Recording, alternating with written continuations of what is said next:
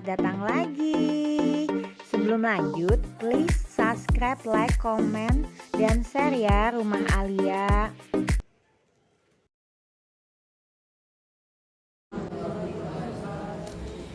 Alhamdulillah, sekarang kita Al-Qasas ayat 20.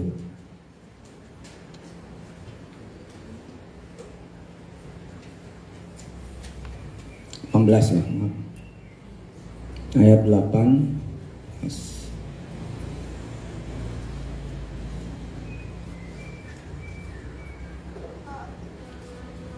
Yang kemarin-kemarin dipakai nggak?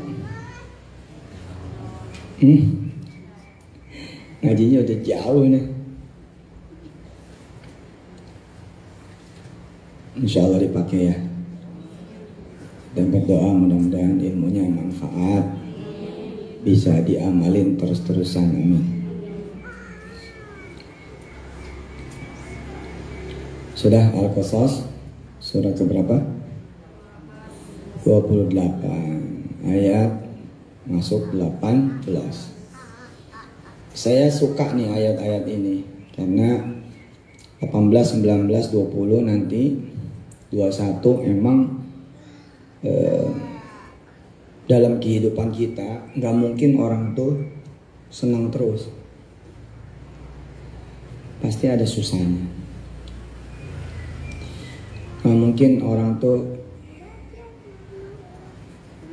lega terus, pasti ada sempitnya. Nggak mungkin orang tuh nyaman terus, pasti ada ya gangguannya, pasti ada kemudian beban-bebannya ya.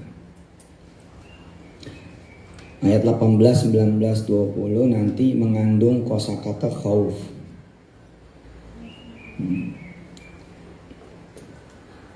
Kecemasan, ketakutan.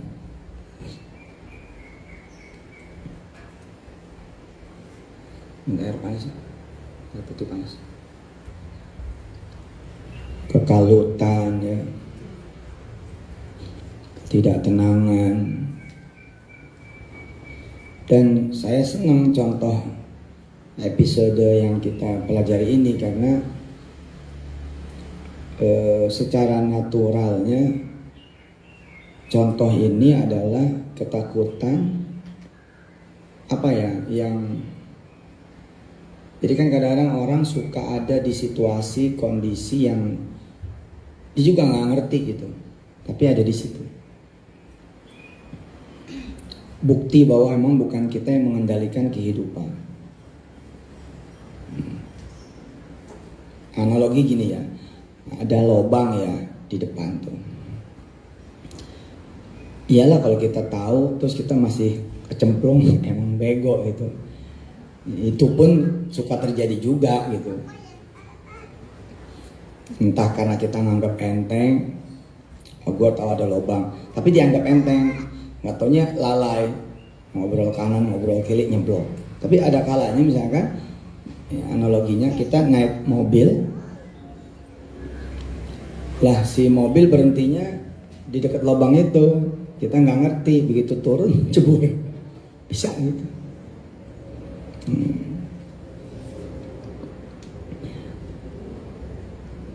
Jadi ada ketakutan, keresahan, ketidaknyamanan, ketidaktenangan yang berasal dari diri kita sendiri, dari perbuatan kita, dari kesalahan kita.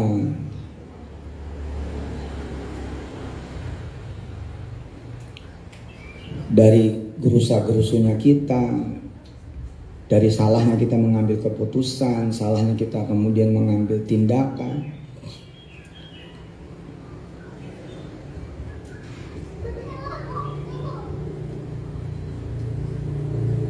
Kalau sebelumnya kan di kisahnya sang ibu ya, kalau ini kan sang anak nih.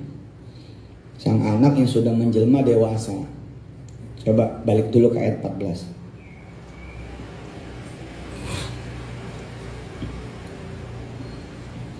Balik dulu ke ayat 14. Coba dibaca.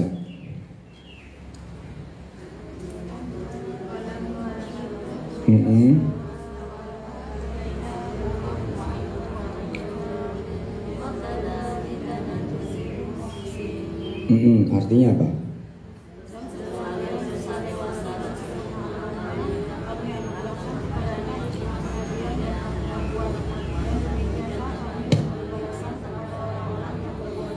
Nah, sebagai orang dewasa, Nabiullah Musa alaihissalam mulai punya perjalanan persoalan.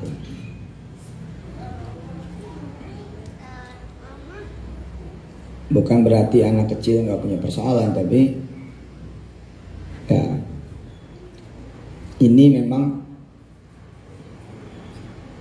kelak menjadi juga pelajaran buat orang-orang dewasa juga gitu. Jaminan bahwa sesungguhnya setiap nanti persoalan yang ditemui sejatinya nanti akan mengantar kepada ilmu dan hikmah. Baik itu berupa memang dosa dan keburukan, kesalahan dan kemaksiatan, clear lah memang kesalahan itu. Tapi peristiwa itu nantinya akan mengantar pada ilmu dan hikmah. Makanya tidak jarang kemudian alim ulama yang lahir, alim ulama yang hadir itu justru dari kubang kegelapan. Banyak, nggak sedikit.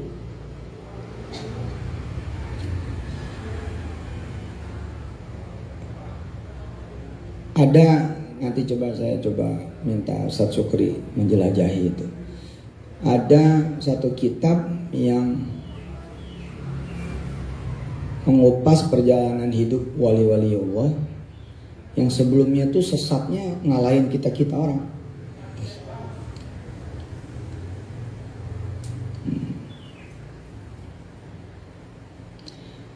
Nanti apakah kisah-kisah ini kemudian akan membuat kita menjadi toleran gitu ya, menjadi mentolerir perbuatan-perbuatan buruk dan salah? Tentu jawabannya tidak. Cuman menjadikan kita ini arif gitu.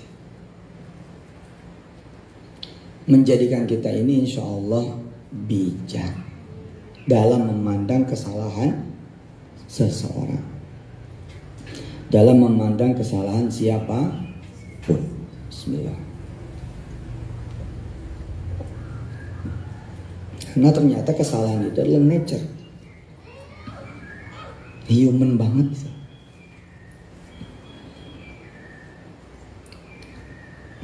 Di dalam kehidupan yang ekonomi side misalnya, atau akademisi side. Kalau tadi kan kayaknya agama banget. Oke. Sekarang kita coba misalkan bicara, ini saya ngomong begini saya menganggap Anda sudah baca loh. Ayo. Kalau enggak blank nih. Coba saya mau tanya, siapa yang udah baca?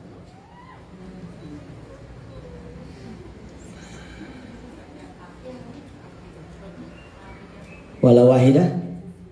Tita ada baca? Tita nih nyelamatin Anda semua. Bahkan mama gak baca juga. Iya loh, saya langsung ngegas nih. Karena kemarin kan saya bilang baca sampai 22. Masih ingat kok saya. Cuman karena kejeda sama Kiai Kosasi kan, Anda menganggap saya gak bakal nanya. Ayo dong, ikutin dong. Enak kok. Kami Mimin baca kok. Alhamdulillah. Berarti Kami Mimin juga nyelamatin kita-kita. Iya loh, saya bakal kecewa banget loh kalau nggak ada satupun ternyata yang ngikutin.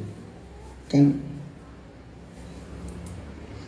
kita kan mau ngaji ya gitu kan. Pengennya sebelum ngaji ada bekal.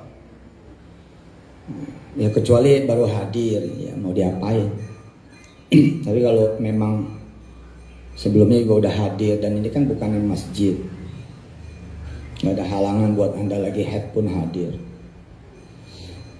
atau yang melihat di tayangan live gitu ya. Ini jangan sampai ngeblank nih gitu. Ini kita, saya dari mulai assalamualaikum tadi ya, langsung ngebut nih tat gitu. Nah sesungguhnya kalau bagi Tita, bagi Kami Mimin, nanti nyambungnya lebih beda karena sudah baca. Tadi kan saya bilang kosakatanya dari ayat 18, 19, 20 itu tentang khauf. Bicaranya khauf, khaifan. Terus nanti tentang yatarakab.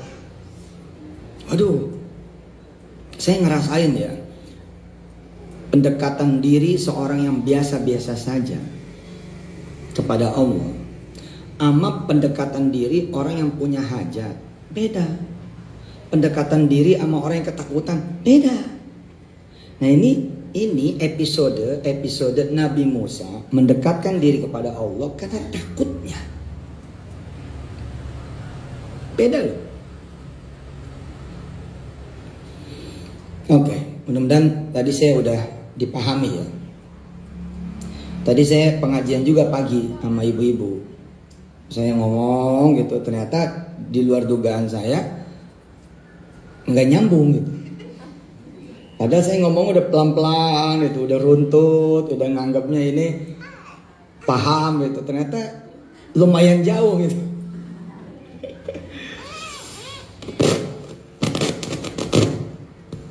Ya emang perlu mikir lah, perlu mikir. Jadi mudah-mudahan yang mikir bukan cuma ustadznya aja ini, tapi juga yang mikir adalah jamaahnya, muridnya, santrinya. Oke, saya pengen kita harus punya ghafur, punya rahim ketika memandang seseorang yang punya salah. Bukan berarti mentolerir. Dulu ketika saya masih sangat muda, ngeliat santri salah, ngamuk bawaannya. Makin tua tuh, karena suka melihat kesalahan dan emang itu muncul yang disebut oleh ayat 14. Ya, menjadi apa? Menjadi hukmau wa ilmau. Oh, kesalahan orang bahkan menjadi ilmu dan hikmah itu kan keren.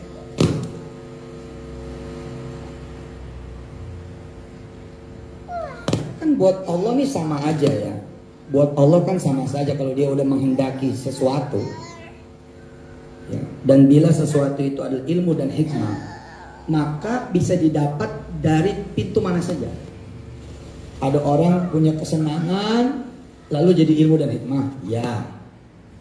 Tapi ada juga orang mendapatkan keburukan tapi jadi ilmu dan hikmah. Nah kalau Allah udah menghendaki ilmu dan hikmah, maka pintunya dari mana aja. Nah salah satu pintu hikmah, pintu ilmu dan hikmah yang juga nggak kalah kerennya adalah berangkat dari kegelapan.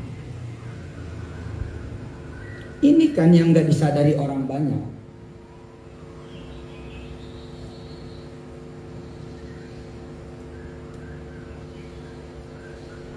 Sehingga tadi saya katakan bahwa di dunia para kiai, para ulama, para waliullah, laki dan perempuan, tidak sedikit gitu para alim ulama yang lahir dari kubangan kegelapan.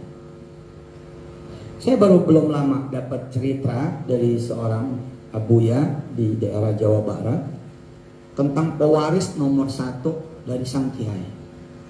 Sampai menjelang meninggal, si pewaris nomor 1-nya ini masih beler di pasar di dekat pesantren itu. Bayangkan, bapaknya mengampu pesantren Thariqah, mengasuh pesantren sufi gitu ya, tasawuf, mengasuh pesantren hikmah dengan julukan jangan abuya lah, anaknya digadang-gadang menjadi penerus. Menjelang meninggalnya aja masih mabuk. Kita nggak bisa ngomong Allah ya, nggak bisa.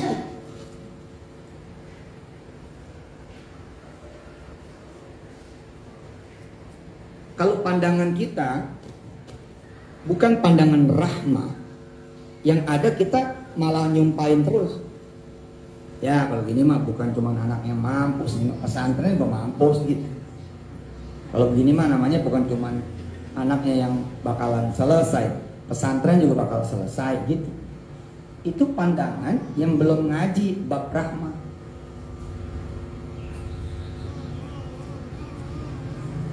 Nah, Ada satu murid dari Abuya itu, yang menceritakan kisah ini kepada saya dengan izin Allah Subhanahu wa taala, bahwa kasih sayanglah, bukan ilmu nih, kasih sayanglah yang membuat kemudian dia hari ini melebihi bapak. Masya Allah.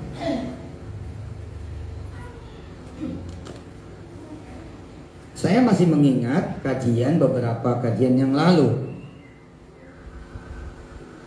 Tentu kita jangan menyuruh orang berbuat buruk atau kita ngikut orang berbuat buruk. Bukan itu tujuan pengajian beberapa waktu yang lalu. Tapi menjadikan kita arif itu. Apa sih yang harus kita lakukan ketika melihat orang itu salah? Duluan mana sumpah serapah, laknat kita atasnya, gitu kan? Mengangkat ini kemudian ke permukaan seluas-luasnya, mempermalukan, kalau perlu membanting dia dan mengusir dia. Apakah begitu? Nah, kemarin kan kita mengaji, ternyata Allah menunjukkan saat Musa membunuh orang, Allah mengedepankan rahmahnya kan? Allah mengedepankan ghafurnya sekaligus juga rahimnya. Itu yang kemudian kita baca dari ayat 16. Coba dibuka ayat 16 nih.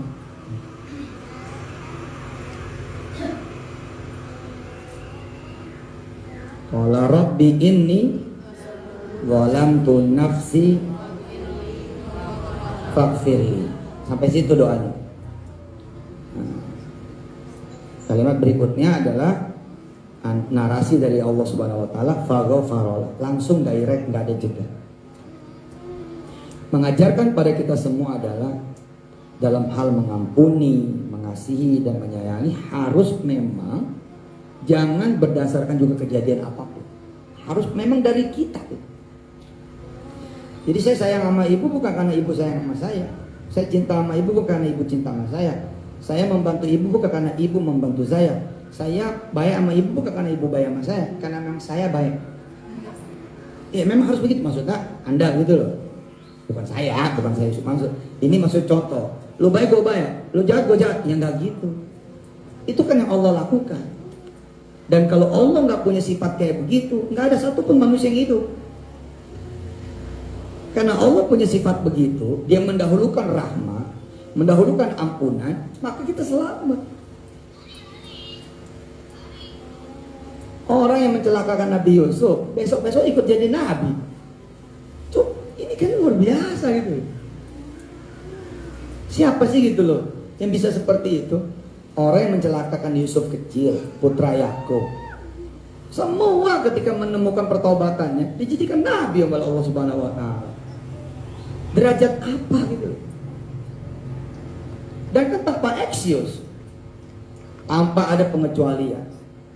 Lanjut, innahu huwal ghafurur rahim. Kalau bisa kita ketetesan itu, gitu kan? Kita ketetesan ghafur sama rahmah, sama rahim. Masih ingat contohnya? Saya masih ingat contohnya. Apa contohnya? Hah? Ayo, apa? Yang ngambil di warung. Good. Ada orang nih ngambil nih di warung kita, dan kita tahu, ayo kita mendahulukan teriak-teriak, maling, maling gitu, ada maling, atau kita mendahulukan rasa kasihan kita, nalar kita yang kita ajukan kasihan itu berdasarkan iman kita. Kenapa orang ini nyolong? Orang ini bukan nggak ada duit, nggak ada iman. Salah siapa? Salah gue sebagai tetangga, nggak ngajarin iman. Bisa begitu kan? Tapi kalau yang kita dahulukan laknat, yang kita dahulukan marah-marah, yang kita dahulukan kecewa, apakah mengubah keadaan? Nggak juga mengubah keadaan. Nambah ribet sih ya. Saya belajar banyak dari sini. Asli belajar. Bolak-balik saya pelajari Al-Qasas ya. Jangan Bu. Dan semua yang mendengar jangan. Loh, apakah kita mendiamkan kemungkaran itu? Ya kan? ada banyak jalan. Enggak gitu loh. Kita tidak menjadikan pengajian ini sebagai legitimasi kalau ada kemungkaran diemin, enggak bos. Arti kata rohim bergerak, mengasihi, menyayangi. Ghafur, rohim bergerak. Buktinya nanti ayat 22. Ayat 22 itu kemudian ketika Musanya ikut bergerak, Allah pun ikut bergerak. Masih ingat yang dilakukan oleh si ibu ini kalau dia ketetesan Ghafur dan Rahim? Masih? Apa yang terjadi ketika orang itu nyolong? Kan malah ngirim anaknya kan? Ngapain ngirim anaknya? Ditambahi. Tidak menghadirkan ketakutan. Bayangin dia satu bumi. Ini hari apa ini? Rabu. Lalu kalau Allah bilang begini, Jumat akan ada hukuman buat seluruh penghuni bumi, nggak ada bisa tidur. Tapi apakah Allah menghadirkan ketakutan itu? Tidak kan? Allah malah bilang, nanti malam aku akan datang. Siapa yang butuh ampunanku, datang padaku. Coba. Apakah Allah kecewa dengan kita tidak datang? Tidak, karena Allah datang lagi. Apakah kecewa lagi? Nggak pernah dia kecewa. Luar biasa. Tapi kalau kita gimana? Gue udah malas jadi temennya. Gue udah gak mau lah jadi lakinya. Gue udah capek jadi bininya. Satu yang tidak pernah dilakukan oleh Allah Subhanahu Wa Taala, berhenti jadi Tuhan. Coba kalau Allah ngambek, aku udah gak mau lagi jadi Tuhan, malas. Siapa yang ngurus alam ini? Dia datang pakai rahmah kan, ngutus anaknya, nambahin dia kasih lah telur, mie, kecap, gula, minyak, apa segala macam, dan datang dengan pemberian maaf padahal nggak diminta. Mama titip salam, udah dimaafin. Jadi mama tahu ya, ini udah ke 17. Banyak Terus mama titip salam juga nih, ada duit sedikit. Kalau nanti malu, ini pakai duit ini belanja di warung. Subhanallah. Siapa yang bisa begitu? Jawabannya bisa kalau kita terus-terusan ngajinya kayak begini. Makanya kan, kalau bisa pengajian-pengajian itu mendatangkan kelembutan. Maka nanti jamaahnya juga jadi lembut. Pengajian itu mengajarkan juga kasih sayang, maka jamaah nanti mengajar apa? Jadinya juga kasih sayang.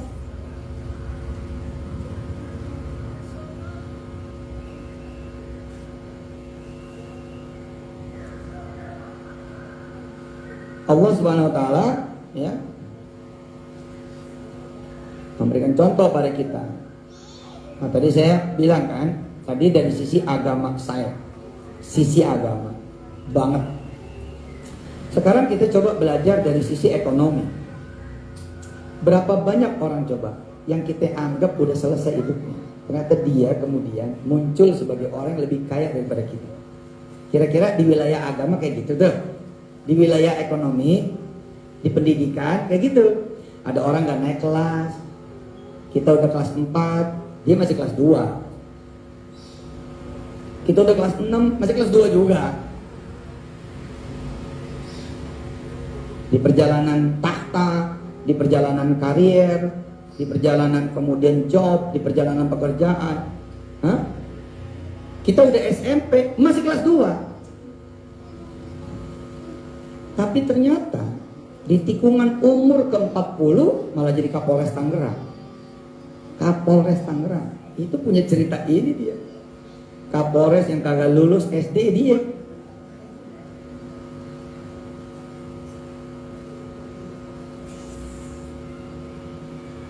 Kalau di awal kan contoh tadi agama kan, ada orang kelihatannya bukan siapa-siapa, nggak ngerti apa-apa. Nah, memang kalau Allah udah punya mau, masya Allah, besok anak kita dititip sama dia. Nggak ada tuh rasa juga gemeter dari anak orang-orang tua santrinya beliau misalnya Wah, kita ngasih anak ke orang yang dulunya brengsek. Enggak kan? Yang dilihat ya hari ini lah.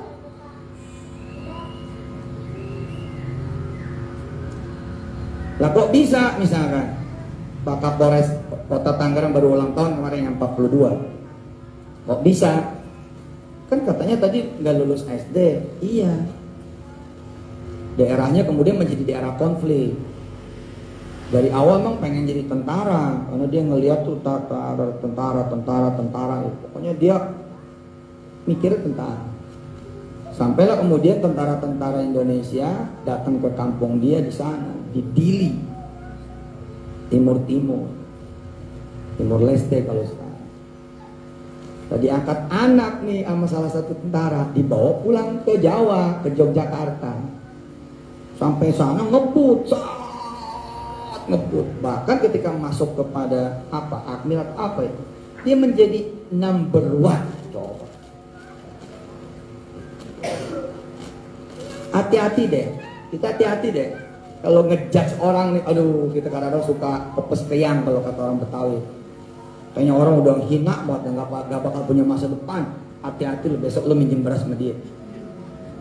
Bener, hati-hati.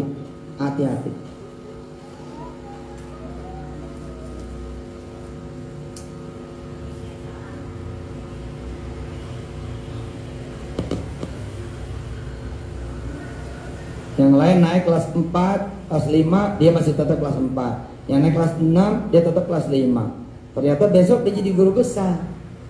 Siapa? Renal Kasali misalnya. Prof. Renal Kasali, guru besar UI. Siapa yang nyangka anak yang kagak naik? Hah? Malah begitu diukur secara akademisinya, kita nggak ada apa-apanya. Terus siapa yang berjasa menurut Pak Renal Kasali?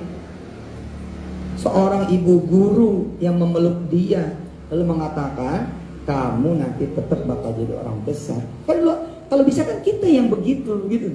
Kalau ada orang jatuh, biasanya jangan diinjak. Ini mah kalau ada orang bego, emang dia bego gitu. Iya, gimana dia nanti besok mau ingat kita?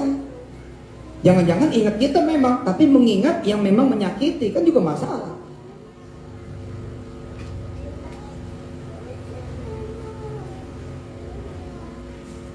Sampai sini bisa saya melihat keagungan Quran. Wih, Quran ini bisa kayak begini, kita bisa memetik pelajarannya, Masya Allah. Teman-teman satu warung makan Padang ngelihat temen yang satu asal megang piring pecah, dipindahin ke kasir yang gak ada piringnya, duit kasir hilang. Dipindahin lagi sama jadi misalkan asisten masak, masakannya gosong. Terus kita melihat dia kagak ada masa depan. Ternyata besok dialah pemilik jaringan restoran Padang yang paling besar di tanah air. Kenapa? Kita berhenti belajar. Dia nggak berhenti belajar, menjadi hukmau wa ilma. Kita yang merasa slow-slow aja, nggak merasa gimana-gimana, akhirnya tidak hukmau wa ilma.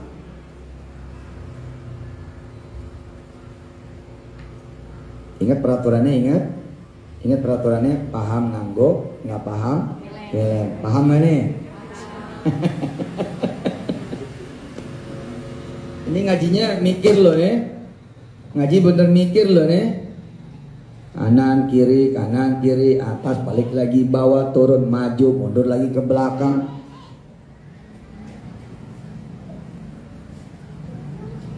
Udah gitu sambil ngatur anak lagi. Begitu melek ceritanya apa lagi, beda lagi.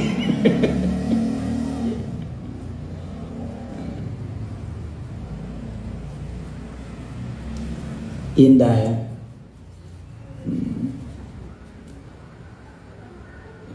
Maka kearifan lanjutannya kan, ya tentu saja apalagi dukungan kita terhadap misalkan gini ya, kita baik sama pelanggan yang nyolong, masa kita nggak baik sama pelanggan yang nggak nyolong? Ya salah dong. Harusnya kita baik kepada pelanggan yang nyolong, lebih baik lagi juga kepada pelanggan yang nggak nyolong.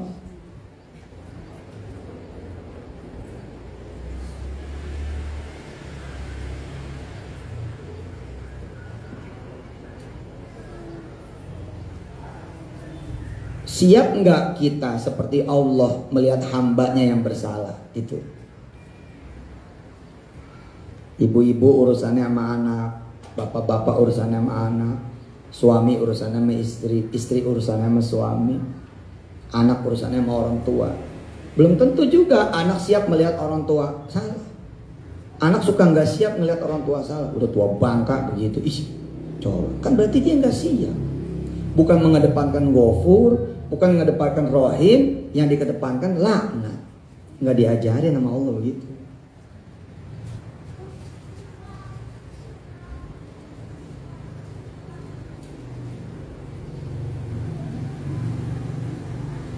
Kadang-kadang kita berlindung di balik kalimat pembenaran. Misalnya, kita begini supaya dia benar. Serius, bukan karena Anda emosi. Saya yang gebukin dia biar dia sadar. Beneran, supaya dia sadar. Bukan karena Bapak emosi. Ya, nggak tahu ukurannya masing-masing. Makanya kan pada saat seseorang naik, dia harus nurunin, langsung diturunin. Karena kemarahan itu akan merusak. Makanya kan sekelas Aisyah dan siapapun yang anak TK zaman-zaman sekarang ini kan pasti menghafal hadis itu kan, la taghdab walakal jannah, gitu kan? Jangan marah, kita dapat surga.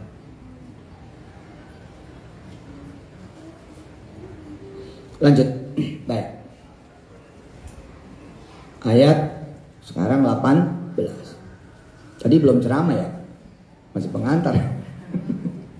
Lama bener pengantar. Habis suruh ngaji dulu pada kagak ngaji. Alhamdulillah. Jangan diulangi ya, kalau disuruh baca. A'udzu billahi minasyaitonir rajim. Perhatikan aja. Bismillahirrahmanirrahim. Fa asbaha fil madinati khaifan yataraqqabu fa idzal ladzi istansarahu bil amsi yastasrihu. Keren gitu. Ini peristiwa masih nyambung ya. Peristiwa ini masih nyambung. Qala lahu Musa innaka laghawiyyun mubin. Ini yang saya sebut tadi, kosakata takut, khauf, khaifan. Karena itu dia Musa menjadi ketakutan. Nature banget kan? Orang berbuat salah gitu kan? Akhirnya jadi takut, dan ketakutannya itu kan menjelma loh. Ketakutan Nabi Musa menjelma, karena ketakutan Nabi Musa itulah kemudian yang mengundang Fir'aun dan tentaranya nguber Nabi Musa.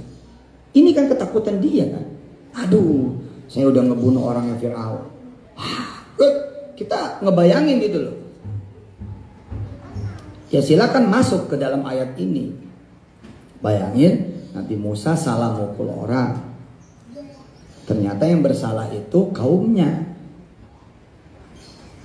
Ya walaupun ada sebagian mufasir yang ingin menyelamatkan posisinya sebagai nabi. Nah mungkin nabi seperti itu. Tapi saya justru melihat inilah kesucian Allah Subhanahu wa taala. Inilah kehebatan dan keagungan Allah Subhanahu wa taala. Saya sebagai seorang pendosa, saya sebagai seorang yang banyak salahnya, banyak kekurangannya, suka banget sama ayat-ayat yang begini. Ini feminis banget gitu. Oh, aku masih ada celah diampunin. Oh, aku masih ada celah dimaafin. Oh, aku masih ada celah naik. Oh, aku masih ada celah berubah. Oh, aku masih bisa diangkat. Oh, aku masih bisa selamat. Gitu kan? Sebagian teman-teman saya pribadi pun, ketika saya kontak, Bib, Yai, Ustadz, Gimana dengan ayat ini? Wah, Musa nggak membunuh itu. Cuman pas Musa mukul, malaikat Israel nyabut nyawanya. Itu cara sebagian penafsir dan petadabur ayat menyelamatkan positioning seorang nabi.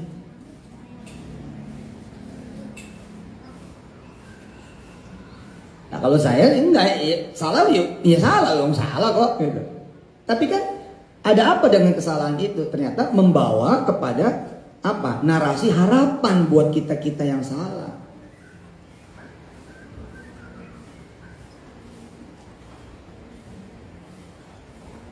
Kurang apa Nabi Adam sebagai contoh yang salah? Mau diselamatin kayak apa? Oh, Nabi Adam clear kok salah. Tapi apakah kita kemudian menghujat Nabi Adam? Ada? Enggak ada. Sampai sekarang kan ada yang mengenal dosa bawaan, bos. Sebagian keyakinan teman-teman kita yang lain kan ada dosa bawaan, makanya mesti ditebus. Cuman kan akidah kita mengatakan selesai gitu loh. Manusia lahir udah dalam keadaan suci. Tapi apakah peristiwa kemudian Nabi Adam salah lalu terusir dari sorga ya, membuat kita tidak bisa memetik pelajaran? Harusnya bisa memetik pelajaran. Di antaranya apa? Harapan, kestabilan emosi, keyakinan bahwa nanti akan kembali lagi, akan normal lagi, akan dapat lagi, akan naik lagi, gitu.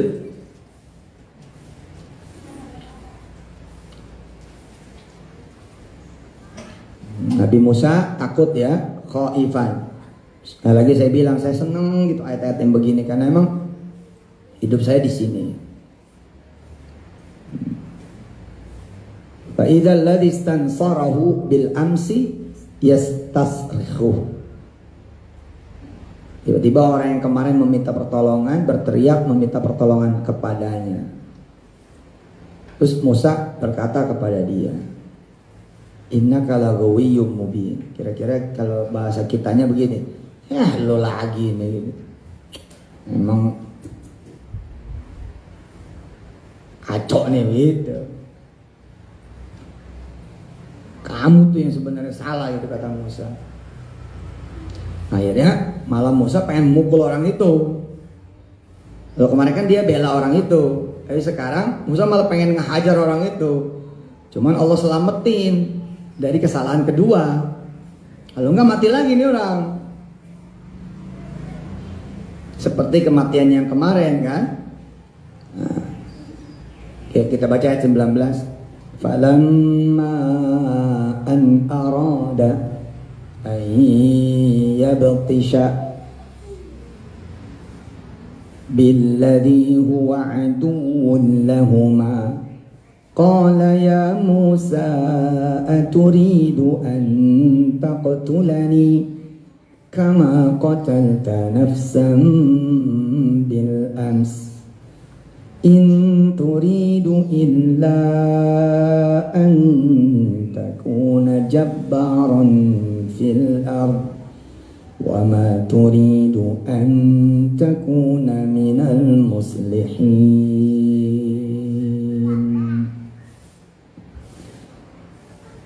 Dia musuhnya itu berkata, wahai Musa, apakah engkau bermaksud membunuhku sebagaimana kemarin engkau membunuh seseorang? Engkau hanya bermaksud menjadi orang yang berbuat sewenang-wenang di negeri ini, dan engkau tidak bermaksud menjadi salah seorang dari orang-orang yang mengadakan perdamaian. Demi Allah ya, kalau Anda cuma membaca sekali rangkaian halaman ini, pasti nggak ngerti.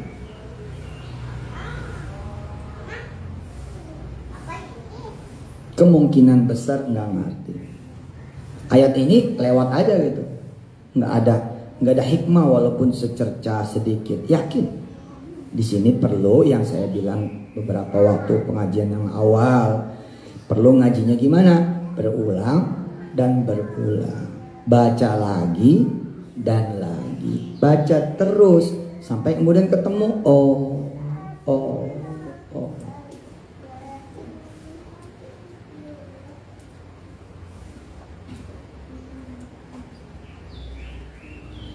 peristiwa kecil ini nggak bisa dibilang peristiwa kecil, karena peristiwa inilah kemudian menjadi perang yang berpuluh-puluh tahun.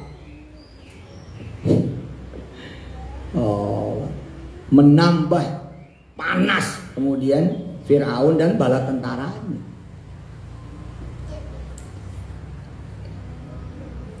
Sama kayak Yusuf, maka Musa pun begitu. Dari mulai dia berdoa sampai kemudian nanti dikabul, itu perjalanan 40 tahun kurang lebih.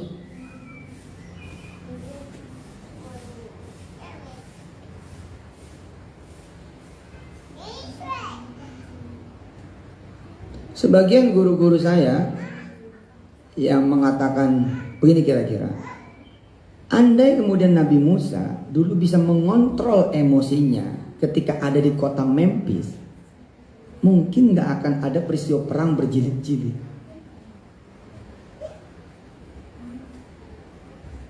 Saya sebentar. Pada peristiwa seseorang ketika kemudian dihina oleh tetangganya, sebenarnya kalau dia nerima pada saat itu selesai. Persoalannya yang ini nggak nerima, dia mencari sekutu, yang ini juga mencari sekutu, akhirnya perangnya jadi antar keluarga besar. Terus bertambah besar lagi, akhirnya bertambah menjadi pertarungan antar klan gitu, antar kaum gitu, antar suku, antar etnis, akan bahaya. Saya dengerin tuh sebagian ulama-ulama yang mengatakan bahwa ini udah qadarullah, Ustaz. Itu. Ini udah qadarullah. Andai dulu Nabi Musa bisa menahan emosinya ketika di Memphis, kan Firaun dan tentaranya nggak ngober. Udah selesai gitu loh. Walau alam bisawab, apa nih maksud kehendak Allah? Ya kehendak Allah ya ingin menunjukkan terus keajaiban-keajaiban kekuasaannya dan lain sebagainya.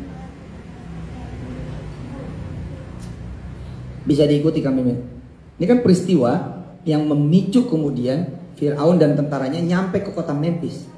Tapi pada saat Firaun dan tentaranya udah nyampe di kota Memphis, masih di Mesir, ternyata Musa sudah menuju Madian. Nanti episode baru nih, menuju Madian ketemu Nabi Syuaib. Ya, ketemu Nabi Syuaib nanti episode ayat 23 ke atas tuh. Ayat 23 ke atas ketemu Nabi Syuaib dan ketemu nanti jodohnya Nabi Musa. Lalu kemudian peristiwa ke Bukit Sinai, ke Tur Sinai yang Abang Kun, Bang Hafiz kemarin sudah sampai ya. Sudah sampai di di Gunung Sinai. Nah, ini jejak perjalanan sebelum nyampe ke Madian. Ini dulu kota Memphis dulu. Peristiwa sederhana aja. Orang cuma lewat misalnya, kagak permisi, terus dibilang, emang anak kampung sono mah kagak ada akhlaknya gitu. Cuman masalahnya nih anak ngadu sama bapaknya, wah ya rame gitu. Padahal kalau anak ini nggak ngadu, ya nggak selesai, ya udah selesai gitu loh. Nah sering kali kita tuh begini gitu loh. Makanya saya mah kalau ada api pengennya adem aja, bukan nggak pengen, iya pengen adem aja udah gitu. Ya udah lebih. Jadi antum nerima, iya mau diapain emang gue begitu. Nah mulai muncul lagi gimana? Aduh salah kemarin. Kenapa? Ternyata pelaporan jalan terus. Saya udah duga, nah rame lagi. Bener, dianggapnya itu perlawanan dari saya gitu kan. Padahal kan bukan. Ini luar biasa. Kalau udah begitu judulnya gimana? Aku udah qadarullah. Ya mau diapain gitu. Terus gimana? Ya minta maaf lagi aja terus.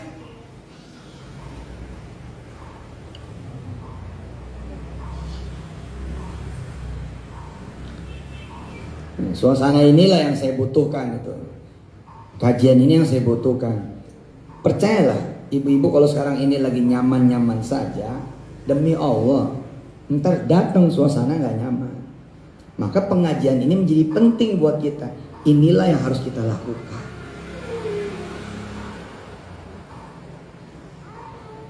Apa? Ya belum tahu, orang belum nyampe kan, ngajinya belum nyampe nih. Masih harus jalan terus.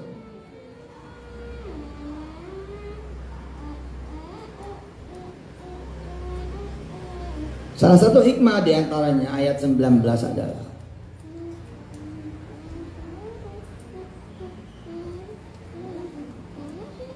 Kalau Nabi Musa tidak menghentikan tuh, maka dia punya musuh jadi dua.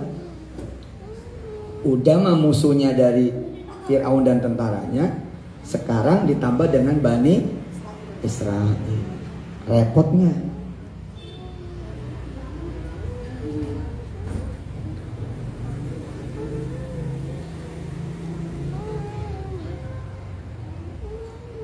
Orang bermasalah, terus dia bersekutu. Nggak jarang tuh kemudian sekutunya itulah yang menjadi musuh baru.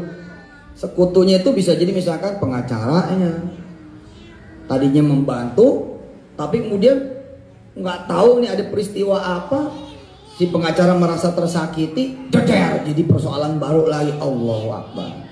Kalau udah begitu tuh emang mesti sujud udah muka Allah aja udah. Yang bisa nyelesain cuma Allah aja udah.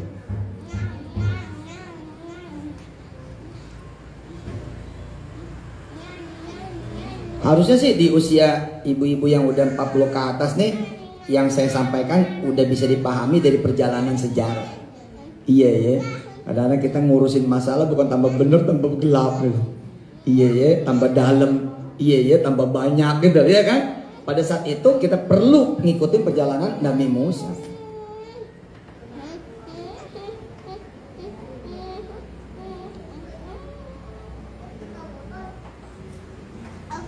Dan akhirnya sih saya melihat memang apapun peristiwa memang mengantarkan pada Allah sih. Memang ada yang sanggup kemudian mengambil itu sebagai hukmah wa ilma, hikmah dan ilmu, ada yang enggak. Orang ketika menduduki kursi jabatan, dia dapat tuh hukmah wa ilma, ada. Ada juga orang yang justru dapat hukmah wa ilma ketika hilang kursinya. Ada juga. Tapi ada nggak orang yang nggak dapat dua-duanya? Lagi duduk nggak dapat, lagi hilang kursi nggak dapat. Ada nggak? Ada. Ada.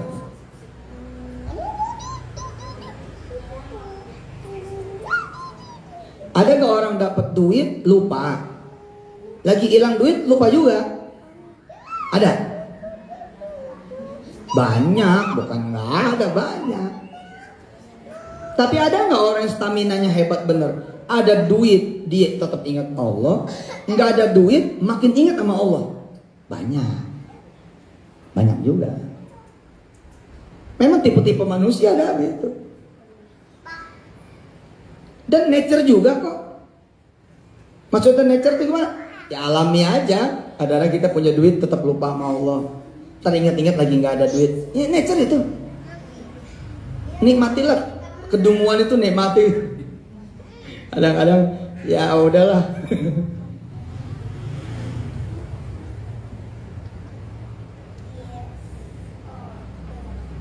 Ada orang yang ketika menjadi istri tidak soleha, justru ketika habis cerai dia malah soleha.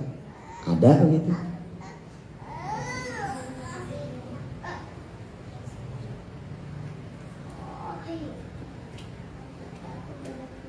Ada orang-orang yang makin kaya makin soleh, ada. Tapi ada orang yang makin jatuh makin soleh, ada juga. Hebatnya nih, Allah senantiasa memberi kesempatan di episode apapun. Kamu mau masuk pintu yang mana? Dikasih terus tuh mau. Jadi saat duduk sebenarnya itu kesempatan dari Allah. Saat nggak duduk itu kesempatan dari Allah juga. Makanya kan kalau bisa kita stabil imannya. Tapi ya memang sekali lagi ya, kelas Nabi aja bisa begini kok.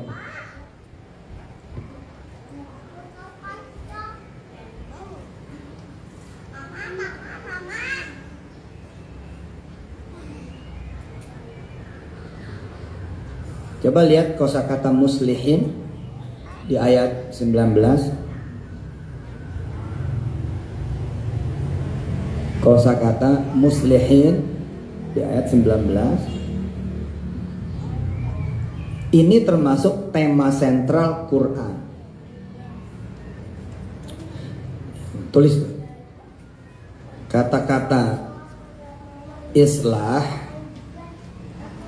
Kata-kata islah, alif, shad, lam, alif, ha, islah, pelakunya adalah muslih, adalah termasuk tema sentral Quran. Salah satu tema sentral yang dibawa oleh Quran. Bismillah.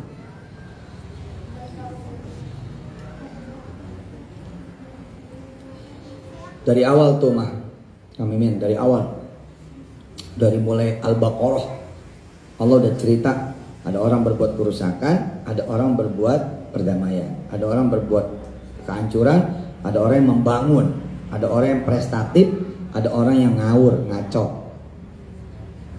Nah, Allah menghendaki kita menjadi muslih. Siapa yang hafal ayat-ayat awal surah Al-Baqarah? Ada yang hafal? Awal-awal. Wa idza qila lahum la tufsidu fil ardi qalu innama nahnu muslihun ala innahum humul mufsiduna walakin la yash'urun. Itu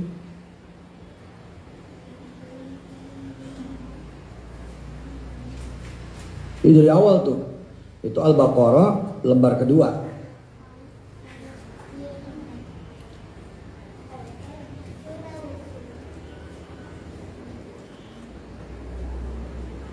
Nah, kita lawan katanya muslih itu mufsid. Tulis.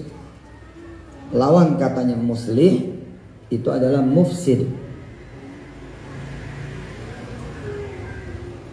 Yang berbuat kerusakan, yang malah nambah kerusakan, yang berbuat kehancuran, malah menambah kehancuran.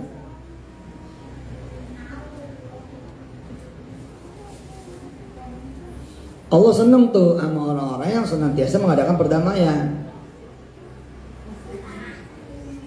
Ambil peran itu. Ambil peran itu sebisa mungkin. Peran apa? Peran sebagai seorang muslih.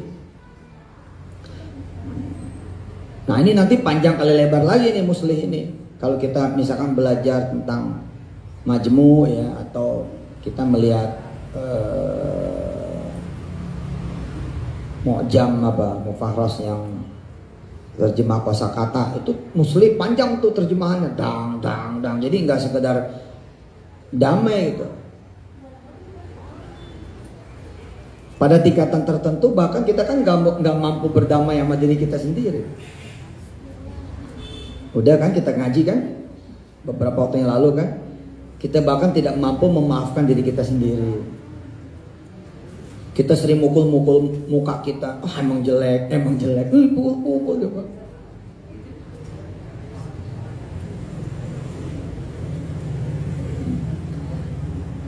Diabaikan saja, ini sebagai pengetahuan saja supaya nanti kalau ketemu kalimat-kalimat muslih, oh ini tema sentral Quran. Oke. Ya, masuk ayat 20.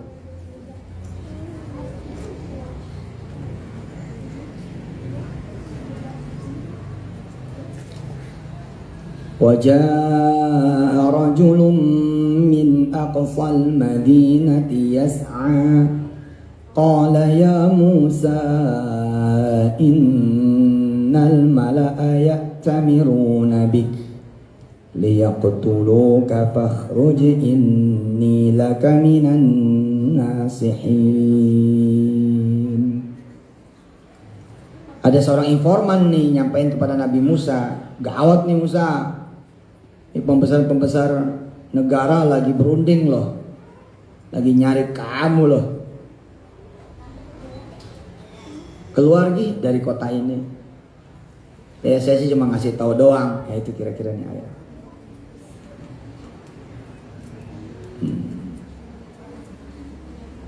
Dan disinilah kemudian episode kelak nanti pembelahan laut. Ini awalnya seru sih.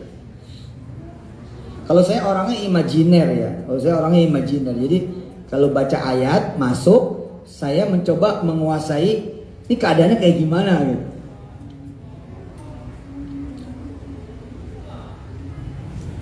Apakah Musa senang dengan informasi ini? Enggak, tambah kalut dia.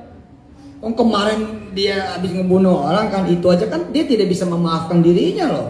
Salah ngebunuh, salah sangka, salah sasaran. Belum sempat dia mikirin bla bla bla bla bla bla gitu kan. Besoknya hampir kejadian lagi. Untung tidak terjadi. Kemudian ada berita. Pembesar-pembesar negeri lagi berunding, terus bakal ngirim pasukan untuk nyari Nabi Musa. Wah, ini kalutnya kuadrat. Saya ngalamin nih begini.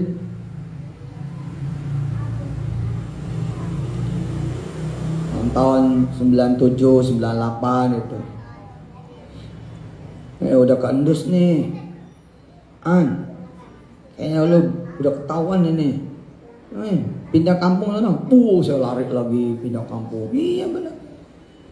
Makanya saya akrab nih sama Al-Qasas nih. Jejak-jejak, aduh, hampir saya ganti nama dulu Musa Mansur.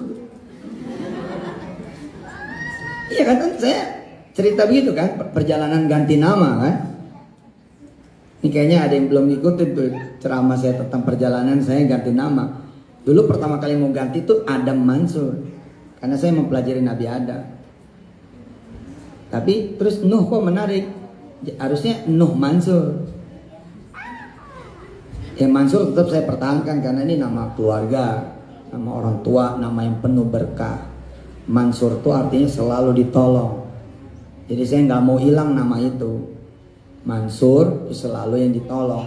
Jadi saya pengen nama itu melekat pada diri saya. Jadi Mansurnya nggak saya hilangin, tapi yang depannya saya hilangin. Yang seru ketika Sulaiman, asik nih kayaknya. Harusnya Sulaiman Mansur. Kayaknya enak banget, kaya banget di Sulaiman begitu. Pilihan akhirnya jatuh kepada Yusuf Mansur. Ya alasan sederhana sih. Dia kaya juga gitu kan. Raja gitu, punya istana, istrinya cakep gitu. Ya Allah benar. Ini ngalamin Nabi Musa gitu. Mungkin kalau kayak kita nih ya kayak saya gitulah. Lagi nyepi, lagi kongko-kongko gitu, atau lagi nyantai-nyantai, ada yang ngasih tahu, jangan tenang-tenang aja lo. Gue tadi barusan denger tuh, lagi pada rapat tuh, pengen nyari lo gitu kan? Nah inilah perjalanan kemudian Nabi Musa menuju Madian. Lihat ayat berikutnya 21. Nah ini akan melahirkan doa baru buat kita. Fakharaja minha khaifan yataraqqab qala rabbi najjini minal qaumidz zalimin. Maka keluarlah dia Nabi Musa itu dari kota Memphis itu dengan rasa takut, waspada, yataraqqab, waspada. Kalau ada yang menyusul atau menangkapnya. Di sanalah dia berdoa, ya Tuhanku, selamatkanlah aku dari orang-orang yang zalim itu.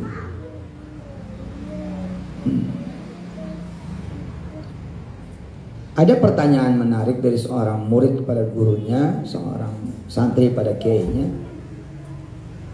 Loh kok Musa nggak berdoa minta ampun? Udah, kan di atas udah dipelajari. Rabbi inni zalamtu nafsi. Nah, ini doa tambahan. Artinya doa yang itu tetap menjadi doa Nabi Musa, ditambah dengan doa yang ini. Karena muncul musuh yang dia tidak prediksi. Atau sebaliknya, muncul musuh yang sudah dia prediksi. Rabbi najjini minal qaumidz zalimin. Nah, kalau ada orang-orang yang mengganggu ibu bapak semua, maka prakteknya adalah amalin doa yang ayat 16 17 tetap tuh Kita amalin tuh, karena itu kan kaitannya sama kita, diri kita. 16-17, masih ingat?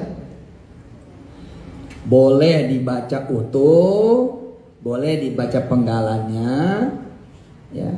Tapi kalau saya bilang, ya udah baca utuh saja buat yang nggak ngerti mah. Tapi pikiran, otak, akal, ya harus mikir, disesuaikan dengan keadaan kita. Jadi dua ayat ini menjadi doa kita. Apa? Qala rabbi inni zalamtu nafsi faghfirli faghfarala innahu wal ghafurur rahim. Sama apa? Qala rabbi bima an'amta alayya falan akuna zahiran lil mujrimin. Nah, karena kita ini punya musuh yang gak kelihatan sama yang kelihatan, punya musuh yang ketahuan sama yang gak ketahuan, punya musuh yang kemudian terdeteksi atau tidak terdeteksi. Ada sesuatu kalimat? Ya, udah sejam mungkin. Maka seyogianya ditambahin doanya, menjadi doa perlindungan nih buat kita semua. Ini benteng banget nih, ya, benteng banget. Jadi selain doa yang 16-17, kita baca juga yang 21. Rabbi najjini minal qaumidz zalimin. Kita nggak tahu nih siapa penumpang gelap dalam kasus kita. Ada loh kan, kita perangnya sama siapa, tahu-tahu yang menghajar kita siapa. Banyak begitu. Ini ada orang lagi nungguin aja kita salah. Ada orang lagi nungguin kita salah. Ternyata terjadi nih, kita salah, jutek, kepleset. Terus kita ngelawan yang saat itu sepantar sama kita, tapi yang ini yang naik menggantikan kita, dan sekutunya naik menggantikan kita. Kenapa? Dua-duanya nggak menyadari sesungguhnya musuh yang benar bukannya satu sama lain, tapi ada yang lain. Nah, gitu-gitu bisa terlindungi dengan kita sering-sering baca doa ini. Jangan sampai muncul yang kita nggak kehendaki gitu loh. Ini sekarang saya lagi melihat nih, muncul si A, si B, si C, muncul, wih, saya bilang, oh, ya, kurang pertahanan nih gitu. Bagus nih buat ibu-ibu, bapak-bapak semua yang mendengar, kalau ini dijadikan memang ya wirid aja sehari-hari. Yang kita nggak pernah tahu kan, kapan nih kita punya musuh, dapat musuh, kita nggak tahu loh. Kapan kita punya kesusahan, kita juga nggak tahu kapan kita punya kesusahan kan? Ya udah kita baca aja dah gitu. Rabbi najjini minal qaumil zalimin, atau baca dari mulai awal fakharaja gitu.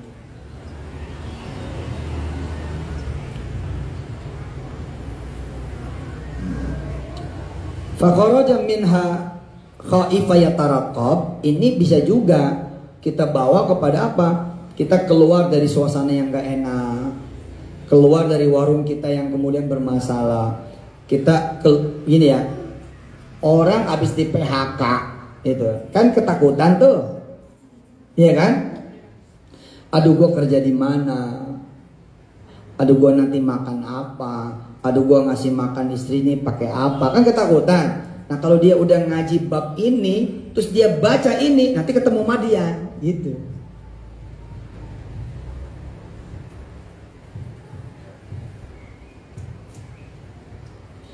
Begitu kita datang misalkan ke ruko kita, udah tinggal puing-puing doang karena kebakar.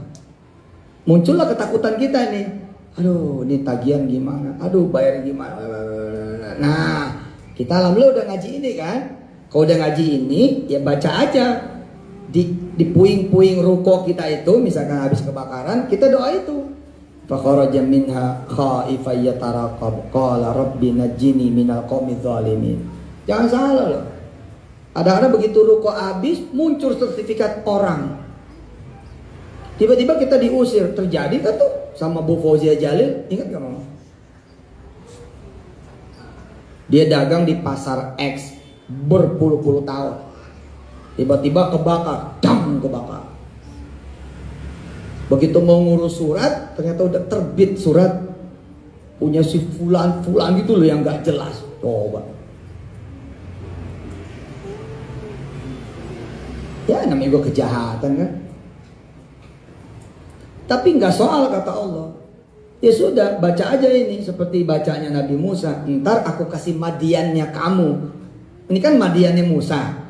Musa menuju Madian. Nah kita menuju mana kita nggak tahu.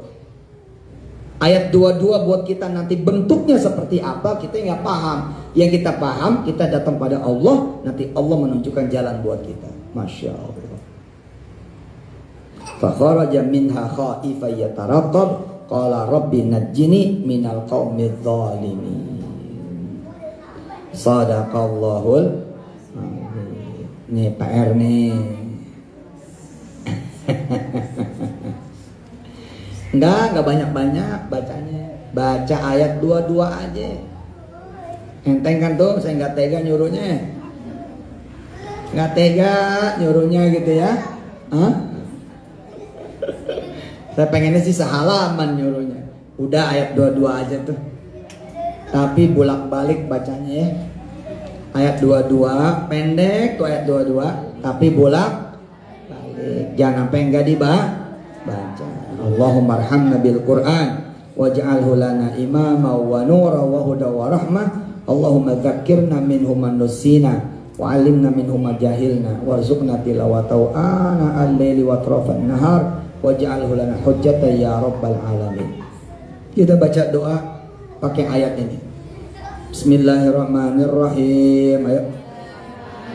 Qala rabbi inni zalamtu nafsi faghfirli faghfaralah innahu huwal ghafurur rahim.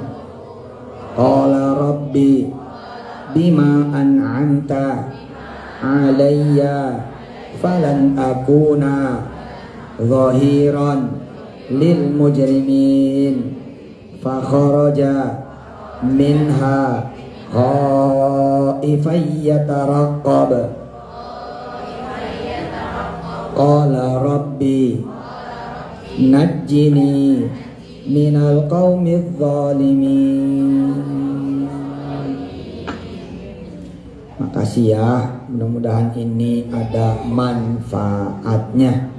Makasih banyak, mudah-mudahan kita semua diampuni oleh Allah setiap kesalahan, dosa dan maksiatan kita, kejahatan, kelalaian, kejelekan, kesalahan, dan senantiasa dilindungi oleh Allah Subhanahu wa taala.